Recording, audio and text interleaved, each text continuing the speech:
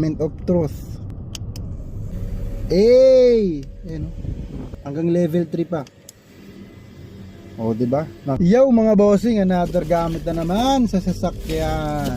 Ayan, oh. Tara, unbox natin. Ano to eh? Para makatipid tayo sa gasolina sa pagpapa-aircon. Bumili ako ng fan. Dalawa to sa likod. Ayan, oh. Testingin natin. Yun, oh.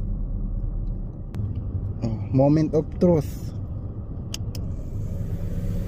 Ayan, oh. Hanggang level 3 pa. O, diba? Naka level 1 lang yung aircon natin. Tapos yung fan niya naka number 1. Tapos support nito ang lamig na.